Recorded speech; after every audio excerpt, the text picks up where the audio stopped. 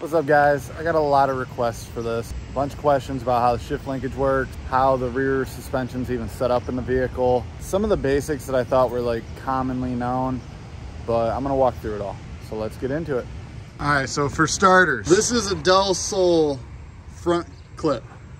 It's the same though, literally the same setup. So you can take Integra, Del Sol, Civic, find a whole car. I would suggest a running vehicle and just cut it off. And then I ended up trimming out all the firewall. I'll show you guys that. But it's literally this entire setup, K-member and all, every bit of this. Put it in here. So where the wheel well comes in, I cut it all out. Grinder, sawzall, torches, you name it, whatever it took.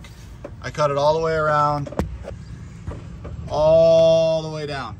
I think it was like 53 inches from here to this side. This tapers inward, so it's like 53 to the edge of this, but it's like in about an inch or something. So you only need a ½ inch basically. Cut this boxing out, you drop the whole car over top of it, straight shot back. And then I welded what I could get to, but that isn't my main strength. This is the main strength in these Civics. It goes all the way across. It's not in the EGs, I don't think, but I know it's in the Integras as well. So I measured off this hole, made sure everything was square, and then I drew some kitty corner measurements to make sure that it was square. So this is like 3 inches away down here. Obviously it's 3 inches away down here. I just welded these in to get things held still. These aren't like my strength. These go from the sides into my tow hooks, because obviously if you can jack the car up from these, I'd say that's a strong point. These bars added in, but that's because the center of this core support needs cut out to clear my shift linkage. My shift linkage is not going to stay on the bottom. I want to go over top of my track bar. This is a temporary setup. I will not have a B series in it when I'm done. If you were to keep the firewall, you could brace in, but I promise you, this is not strong whatsoever. Without these bars in here, I could literally move this. I brought my main support from here. There's a small bend behind the harness here, and it comes up. This is where the seat belts would be. So if that's gonna save your life in an accident, it's probably the strongest point in the car at the roof line. So I took it to the front corners, brought it up, tied it in, and then I came off of that, brought it to the back. This holds the body still. It doesn't really do anything for the car. I got a little kicker so the frame rail here doesn't move, because this isn't welded in. My bend is like right here, and then this bar runs side to side. So everything's just locked together at this point. This keeps my body from going anywhere. Also make sure that my trunk's gonna latch perfect. So there's no major gaps. Everything lines up the way it needs to. These bolts need to be added because it holds your A-arm. So again, this is all the front suspension. I got a rack in here, which is locked. I have it welded to my bar here. And then sway bar, factory location, A-arms, track bar that you could put on a front wheel drive cars in here. My fuel tank is inside temporarily. If I were you, I would, get rid of your heat, whatever you're doing up here, and I would tuck your gas tank up against this, run like a bar across here so it sits on it, anchor it down, but keep it back as far as you can just in case you are in an accident. You got 2 foot of crush space. Fuel lines are easy. I suggest running everything inside the car, but your fuel lines, literally you can just hook up all your factory stuff, run it down the floorboard back here. But yeah, if you run your supply down, you can literally use these factory bolt holes to mount your fuel filter right here, and then your fuel line would be able to just swoop right over to this. Your return, I'd bring it down, keep it on the outside of everything, and you could easily be able to tie it back in. You could probably get away with putting your radiator right here, but you're gonna possibly have issues on the highway. But with a factory water pump, you can definitely push this all the way to the front. You could run these lines underneath in the exhaust cowl. I chose to go inside because I'm gonna be off-roading. This line does not need to come up high. I have plans to utilize this engine bay area, so I brought mine up to the same height as my upper just to get it out of my way. This is 1-inch EMT conduit from an electrician. These are full 10-foot sticks. I think I cut 6 inches off the one pipe. For the wiring harness, this entire Del Sol harness. We're talking front to back. Everything is just zip tied for now. Again, I can strip this harness down just like the Ranger, but for now this is temporary. I can utilize this harness for another car. Engine plugs all plug in here. My ECU obviously is plugged in here. I have the relay box from it's literally mounted in a factory location. All of my grounds are grounded somewhere. I got 3 grounds grounded here. There's a ground point right there where my e-brake would go.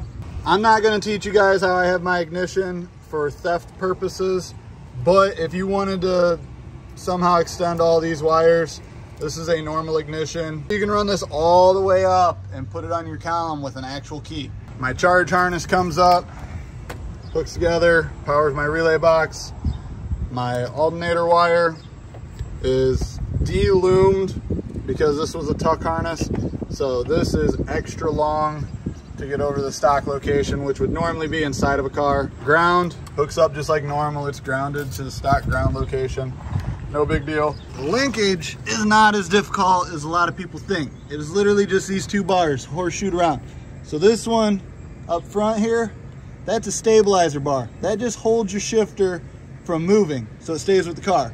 Now this is the actual shifter. I would suggest putting a spring on here because there's a lot of down weight with this being 6 inches over. But this is the same shift pattern as factory.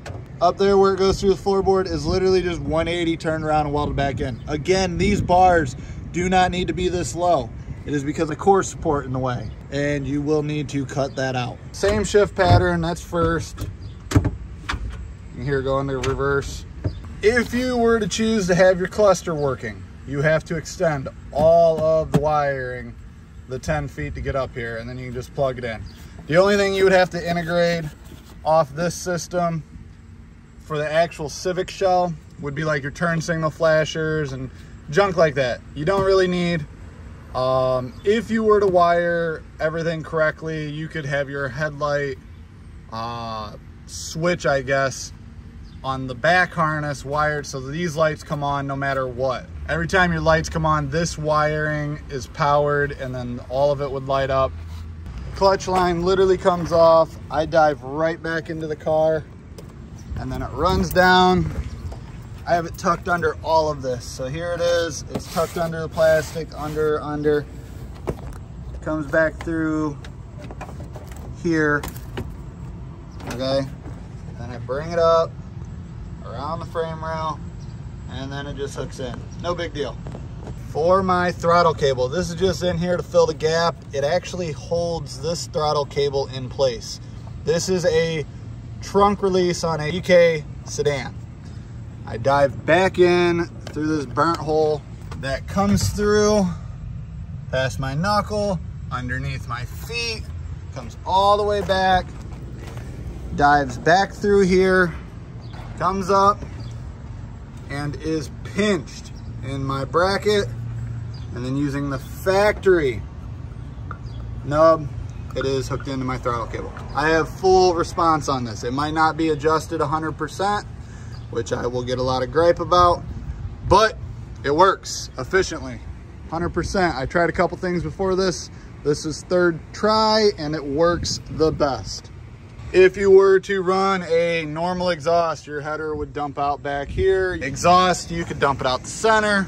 There's so many options for the exhaust. I chose this because that's what I want. I already had the unequal length header made for my EG hatch, so I just dumped it out the side. So yeah, with this setup, everything here is completely factory out of a Del Sol. It is just dropped in here with an Integra engine and trans, which all bolts up to a Del Sol. And then the last thing everyone's gonna ask about, what about your front wheel bearings? But it's just an axle cup, a factory axle cup. Both sides exactly the same. I do not have a booster hooked up, but you would have to run a vacuum line all the way back to your motor if you want a booster. If you want to be Gucci and buy like the pass-throughs, you could hook up like a drift e-brake using your old e-brake, so it's got the lock and everything, and it would pull your rear brakes and your booster would still operate your front and your rear. But this again is something you would have to do on your own. It would all be custom. So I hope that answers the majority of everyone's questions. I don't have an exact measurement. Every car is going to be different. This is almost the exact same for a Del Sol if you want to put it in the trunk, Integra, Civic, EG or EK. It doesn't really matter what you put this in. It's the same concept. You could literally put this in anything. But yeah, if you have any other questions, go ahead and drop comments. Maybe I will do a second video if we need it. If you want to see more of this, go ahead and subscribe to my channel. I do have a lot more plans for this vehicle, and occasionally I do try to throw the how-tos in there. There's a lot of questions, they're all repetitive, so make one video, answer them all at the same time. I really appreciate it. Like and subscribe.